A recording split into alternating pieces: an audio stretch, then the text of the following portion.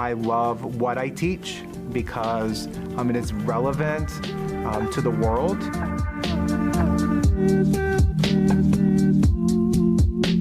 Hi, welcome to Mr. Parker Meets. I'm Stewart Parker.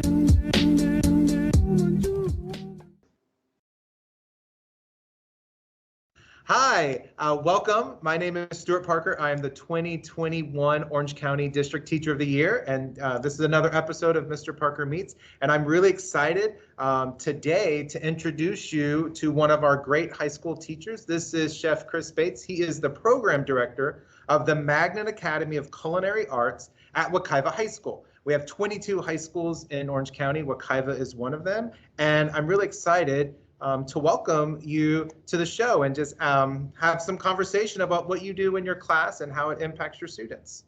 Oh, thank you. It's so glad. I was thrilled to be invited to chat with you and thrilled to be here. Awesome. So the first question I love because it shows how teachers take a variety of avenues to get into the classroom. So tell us, like, how did you get into education? How did you get into the culinary arts education? All of that. So tell us, like, your journey to get to where you are today. Sure. Well, I, like many CTE teachers, CTE is career and technical education. Like a lot of CTE teachers, I started off in the industry. I didn't start off wanting to be a teacher. I did not have a great time in high school.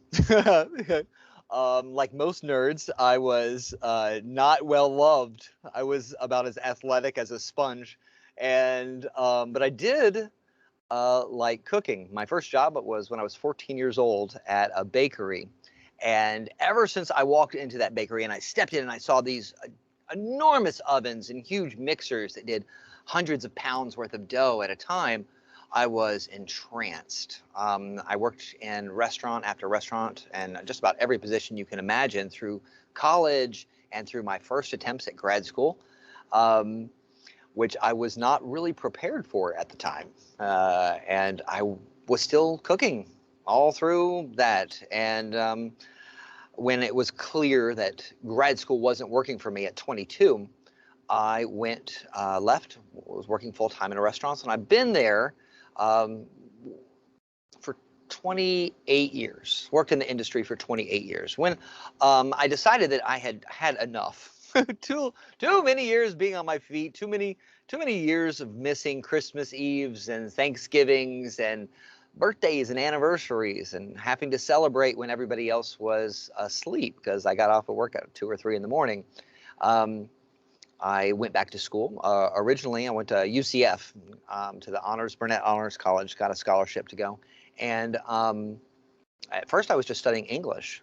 I loved writing. It was my second great love.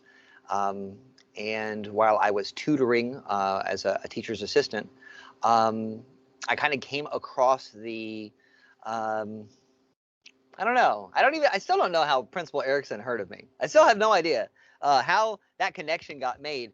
But I had made a little bit of a name for myself being able to help master's students work their theses. And she said, I got this email out of the blue saying, "Have you ever thought about high school English?" And I had never thought about high school English ever. But the more I thought about it, the more I thought it would be a pretty cool experience. I didn't know what to expect. I had no idea. I had still in my mind what high school was when, 20, 30 years ago when I was in high school. I did not realize it had changed quite a bit. And I guess after 3 years of teaching English, had a great time. Still miss teaching freshmen about Romeo and Juliet. I really do. I miss teaching seniors about Hamlet. I just miss it. I miss a lot of that. But Principal Erickson said, I heard that you have cooked before. Because I had never really shared my background with anybody on campus.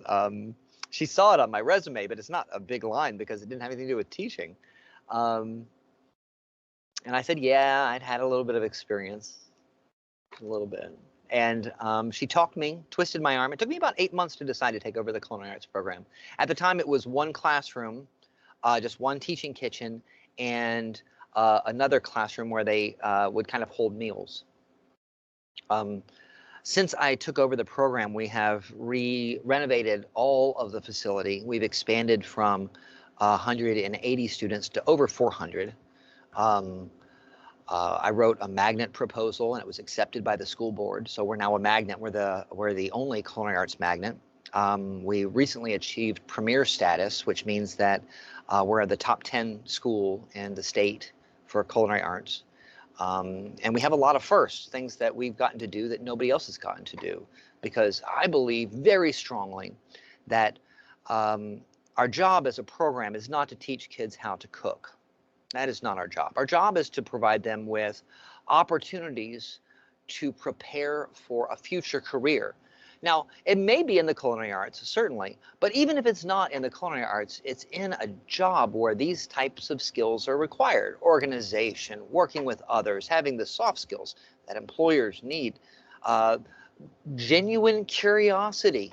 We work really hard to engender the curiosity of our students and let them chase it down, which is, I think, if you were to say, you know, what is my philosophy of teaching? What is it?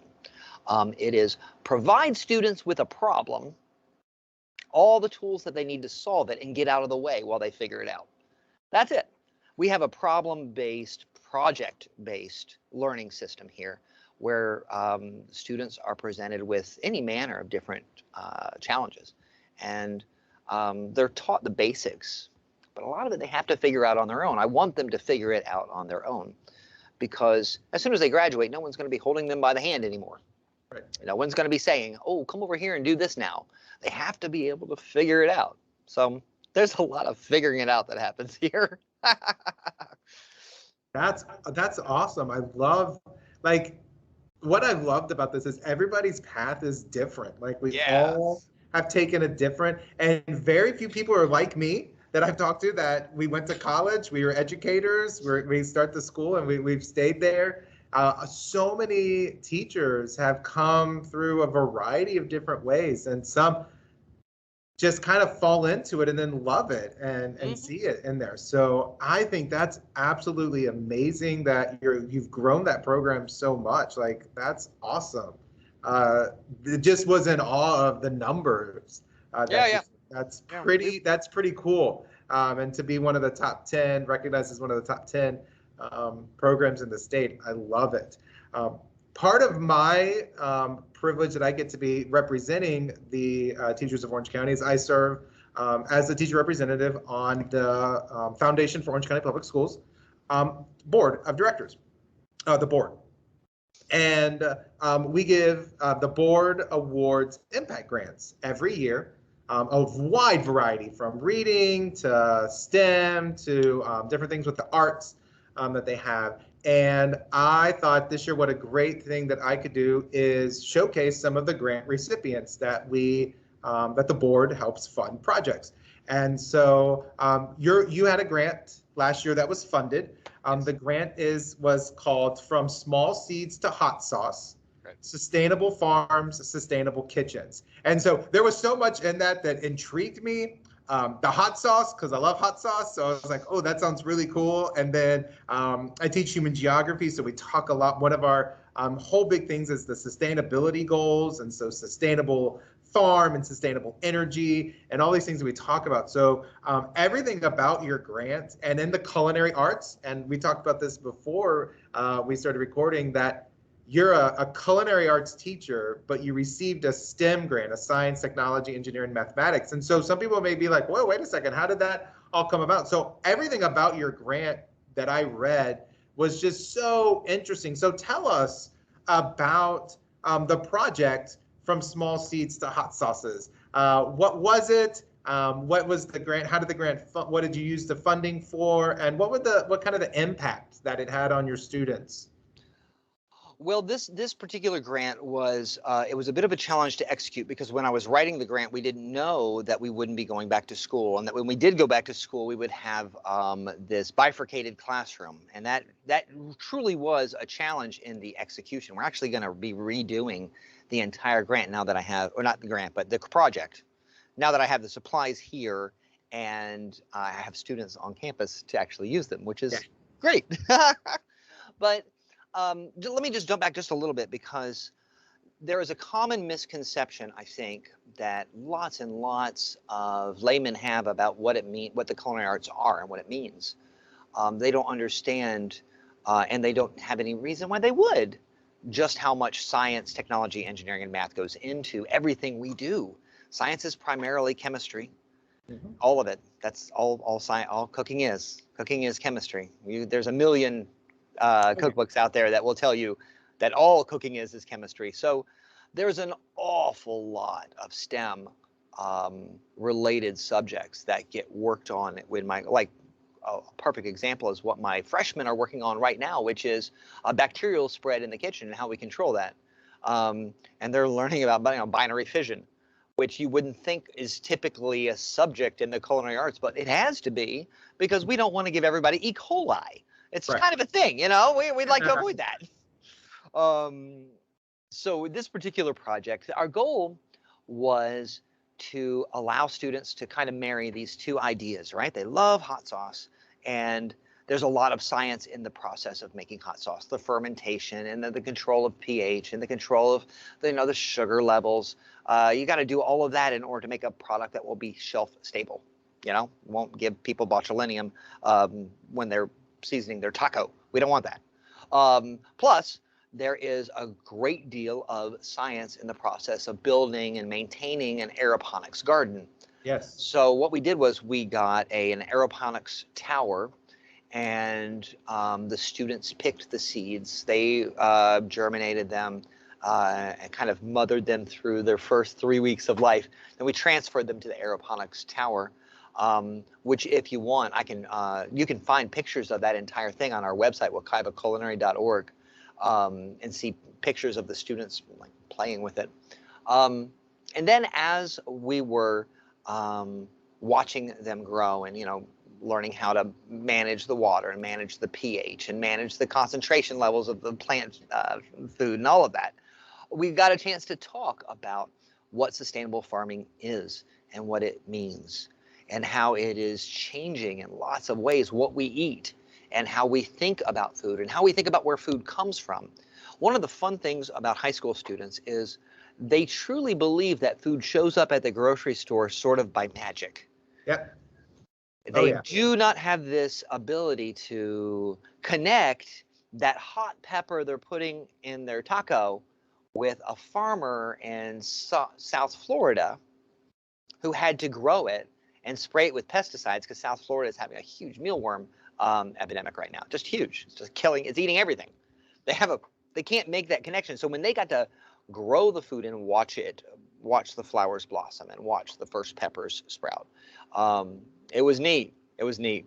We got a chance. It wasn't a huge group of students that I took through this grant. Normally I take larger groups of students through a grant project like this. This was only like 20, and a whole bunch of them weren't able to stay for the entire school year. So they had to sort of virtually participate, which I'm sure had to be very frustrating and not so fun. But they stuck with it, man. They turned on the cameras anyway. But it was the main purpose that we had in running that one is I want my kids to be more comfortable with the language and the function of science, technology, engineering, and math. I don't want them to be scared of it. It's not necessarily where I'm trying to teach them deep scientific concepts. I just don't want them to be scared of deep scientific concepts. I want to lay the foundation of the terminology so when they go into their chemistry class, they're not freaked out when they talk about phase change because we've done them. They're not freaked out by this whole concept of lipid conversion because we do that. And it's been a really powerful experience. It was funny too because one of the things I was the teacher of the year for my school last year, and one of the reasons why my fellow teachers nominated me for that little kernel was because I gave them a free bottle of our hot sauce, and I felt like that sounded very much like bribery. I promise you, it was not the case. I didn't know that was happening until afterwards. But yeah, our hot sauce is great. It's actually for sale. You can, if you're an OCPS employee, you can order it on school pay through a link on our website, and we'll ship it through interoffice mail. Wow. By the way, and I have got to get Mrs. Bird, our school board rep. She loves the hot sauce. So if you are curious what it's like, ask Melissa. She will tell you it is delicious. That's what I love just listening to what you were talking about. What I loved hearing you say is I don't that you want to introduce the kids to the vocabulary and the things like that, so that when they move into science or math or any of those classes, that they're not scared away by it. Right. And Because would you go ahead, I'm sorry. no, that's huge because my wife teaches math in middle school, and what she gets so frustrated is they're like, well, I'm not good at math. And she's like, no, we can work this. We can get you, like, you do math. And what you're showing the kids is that they use math and they use science and they use these things in the real world. And that's when they're like, oh, I can do this. And then maybe that changes their perspective of their whole career choice and their whole education level, because they're like, wait, I'm not scared of science because look, we did this in culinary, Chef Bates introduced me to these concepts and now it clicked and I can go into my chemistry class and it works. Or this math, I'm trying to figure out, okay, I want to half a recipe or I want to double a recipe or I want to triple it. And I can do that now quickly because of what I've put in. So now I'm dealing with fractions, which kids notoriously say they're horrible at fractions. Like, that's probably the one thing that my wife is like, oh my gosh, when I have to when I have to review fractions with them in 7th grade, they're like, oh, I can't do fractions. Like, fractions even scare adults. Yeah. But like, you're sitting in there and you're like, okay, so if we need to triple a recipe and it calls for 1/2, how do we do that? And they're like, oh, and they start doing that. That's that math that reinforces those skills. I absolutely loved what you said there. That's amazing that you see your class as a help in addition to those other classes, and also just telling the kids, hey, you are good at this and you can do this. Well, the goal, of course, right, is that our students are willing to try things that they're going to fail at the first time. That is the goal here. You're going to fail at it the first time, but so many students are terrified of getting it wrong. They're more, they see a failed attempt as a failed grade, and that's not the case. Failure is not necessarily failure. Some failures are required. I mean, I remember, I don't know about you, I haven't been teaching long enough to have forgotten my first year, and I remember some of those disastrous ideas and things I was sure my kids would love that they hated. And I mean, learning is failing. And my kids are terrified of failing. So what I had to do was find a way to reward the failure. I want to reward the failure. And in this case, we reward it with food, which they love. Every teacher, I think, in the world knows that the easiest way to keep a kid on your good side is to give them a handful of M&Ms. Even better if the kid made the M&Ms themselves. They feel much more pride in that. Oh, yeah. Yeah. I think it's cool in that failure aspect. I think that's a pretty great thing. One of my mantras with my students is, we should struggle. That learning is a struggle, right. And in that struggle, we're stronger. We become stronger people if we work through that struggle it brings our strength. So I have a sign in my room that says the struggle brings strength. And so it's not a failure. You're just struggling in that learning, and you're getting stronger as a person, as a student, in my class and all classes, as a citizen of the community that we're in. You're becoming stronger in there, and then your successes will come because of that. We like to think of it here at the Magnet as constructive frustration. Oh, I like that. We want you to be frustrated. If you're not frustrated, that means that it was too easy. And I don't want it to be too easy, because if it's too easy, you didn't learn anything. One of the cool things that, like for example, I'll give you an example. You didn't ask for one. I'm going to give it to you anyway. Congratulations. I'll take it. There's this competition. We were in it last year, and we got to top 26 in the country. It's put on by NASA. It's called the Hunch Program. And what different technology, engineering, math, and science-oriented students all across the country do, is they create experiments or projects that can be taken into space and worked on at the International Space Station to expand knowledge. And they have a branch of that same program for culinary arts students, where culinary arts students feed astronauts. Here's a fun fact. Feeding an astronaut is incredibly challenging. They have to have this remarkably reduced sodium, sugar, and fat content in their meals because of microgravity. It's very easy to form blood clots and have heart attacks in space. So you have to feed them these remarkably, very carefully controlled foods. They don't just get to go up there with a bottle of Tang and some bologna like I used to think. Yeah.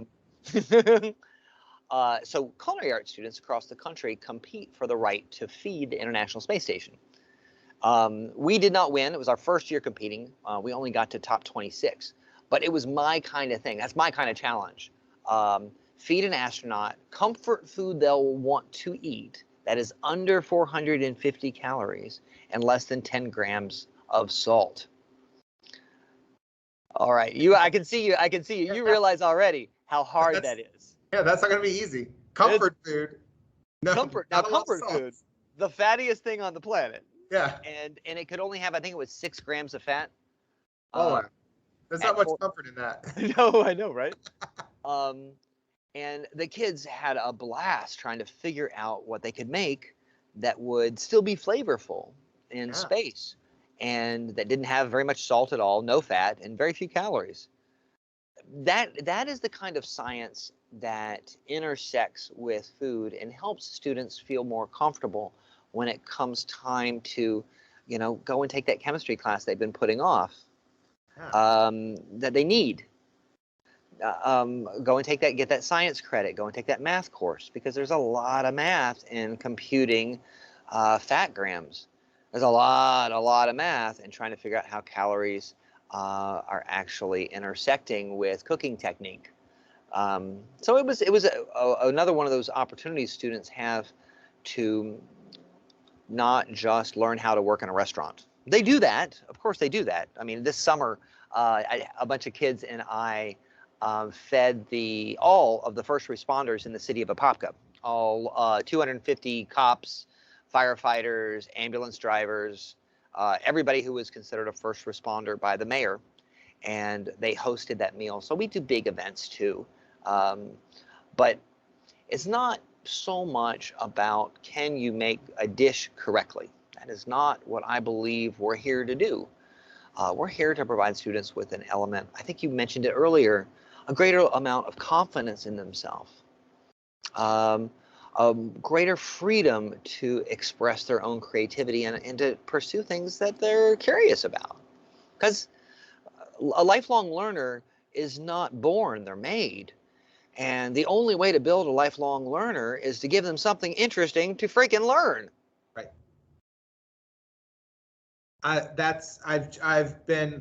This is great. I love it. And I love that the use of the grant funds and how it has kind of sparked those interests in the kids and connected other subject matters into your classroom. I think that's what makes it so exciting to hear about and to listen to. So congratulations on all that you are doing. Oh, thank you. And your kitchen at Wekiva High School. I think this is, I was not expecting to be as wowed. I was like, oh, this is going to be cool. But I'm like, wow, this is amazing. I want to go learn in your kitchen and see what it's like to be a student at the Culinary Arts Magnet at Wekiva. I think it's those kids really have a great opportunity, and I hope your faculty realizes. Obviously, they do. They selected you as their representative for Teacher of the Year, so that's amazing.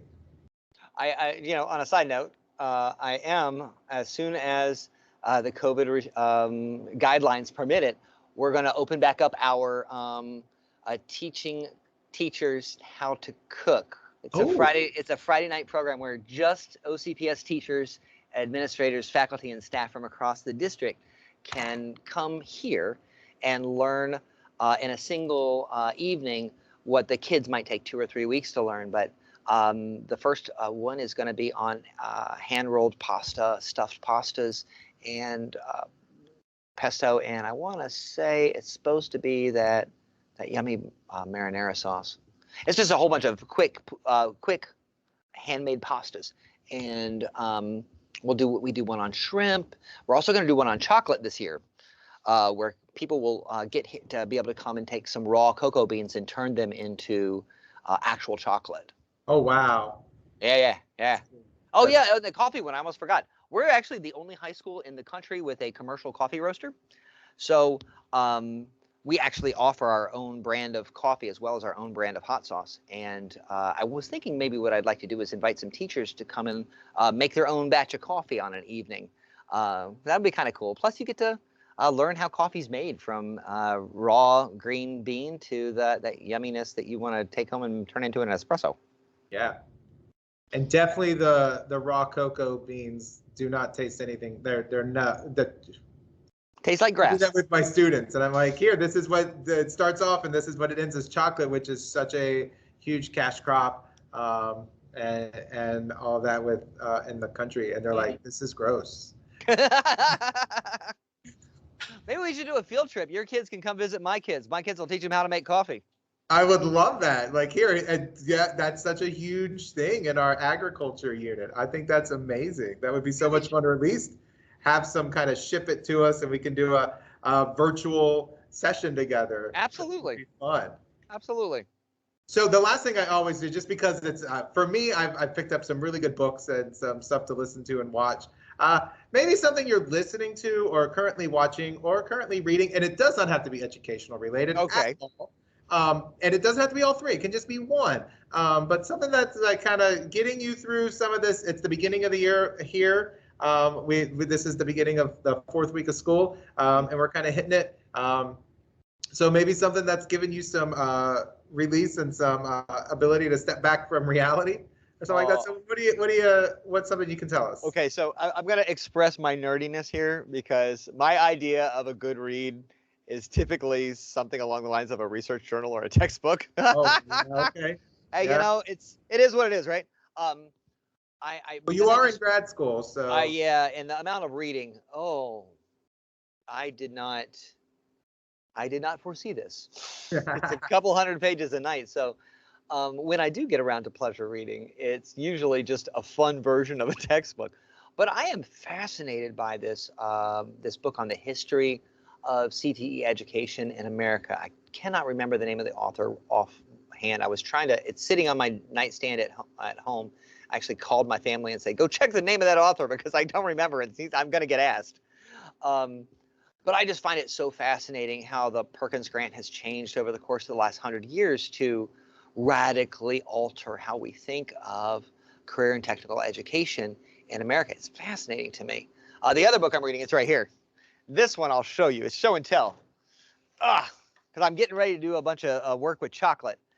This is one of the greatest textbooks on chocolate in the world. And conceivably, it's the greatest textbook on chocolate in the world, primarily because so much of it is about the science of actually making chocolate. Like, for example, each recipe gives you the water activity the final chocolate has to be at in order to be shelf stable. So you have to have a water activity monitor to be able to check the crystalline nature of chocolate as it comes together. It forms different crystalline shapes. And I just love that thing so much. I cannot even tell you. I cannot wait to start making some. That's so cool. Well, chocolate, I think everybody loves chocolate. Everybody loves chocolate. If they don't love chocolate, then they're not human. I don't know. You got a problem. My wife and I, since we both teach and we have 3 kids, we don't get to watch much. But we started a show when it first came out, first run, on network TV, and then we stopped because it was on at 10 o'clock. And what teacher can stay up and watch a show from 10 to 11 o'clock and then get up the next day? So we saw it trending on Netflix, and so it was the TV show Manifest, about an airplane that disappeared for 5.5 years. Oh yeah, I love that show. And So we watched all of the seasons that it is, and then it ended, and we're like, there's no more. And it like definitely ended on a cliffhanger. Apparently Netflix may be picking it up for a final season, which would make us very happy. But that's kind of what we just kind of finished. We just finished the last episode last weekend. So that's what we are. But yeah, that's neat. You know, I didn't realize that they were going to pick that up. So that makes I just saw the potential in there. So I'm really like fingers crossed, because I would like to know like what happens to these people who got Right. the airplane disappeared and then came back 5.5 years later, and like It kind of just stopped. yeah. It And I was kinda like, just okay, stopped. well, this isn't how I wanted it to end. Besides that, a lot of kids shows and listening to my two sons play video games. That's what we do. There it Two is. boys and a girl. But well, Chef, thank you so much for taking the time just to tell us about what you do in your culinary arts program at Wekiva, how you use the grant from the foundation and to engage them with STEM related activities. I love the challenges that you put before them, and where they had to, and then the contest like feed the astronauts. All of this is just so exciting, and this is what schools really need. They need programs like this, like you've got running, that show the students, hey, there's other things that you can do that are just as great, you know, because sometimes people don't see other paths, and they come into your class and they realize the path is there for them, but also the connection to other subjects. And I think it's amazing. So thank you so much for taking the time this afternoon to just talk with me about what you do. Oh, the pleasure was all mine. I really do believe that programs like mine are called magnets because they pull kids in and they hold them so that they will stay. You know, and sometimes if the only thing that happens in this hallway is that students who would otherwise have disengaged from school stay here, that's good enough. If that's the only thing that we accomplish is that 10 to 20% of the students who come through these rooms, they keep coming to school and graduate, that's enough. Yeah. Sometimes I think we forget too easily how hard a lot of our teenagers are experiencing these times. And it's really nice to be that kind of a place for them. So thanks very much for inviting me to join you. It's been a great pleasure. Well, hey, thank you so much, and I hope to come and learn how to cook some stuff. That'd be great. And if not, at least do some swapping with coffee and chocolate with our students. I think that'd be a lot of fun. Sounds good. All right. Hey, thank you all for watching. I hope you enjoyed our episode this time, and I look forward to another time where I can see you all again on Mr. Parker Meets. Have a great day.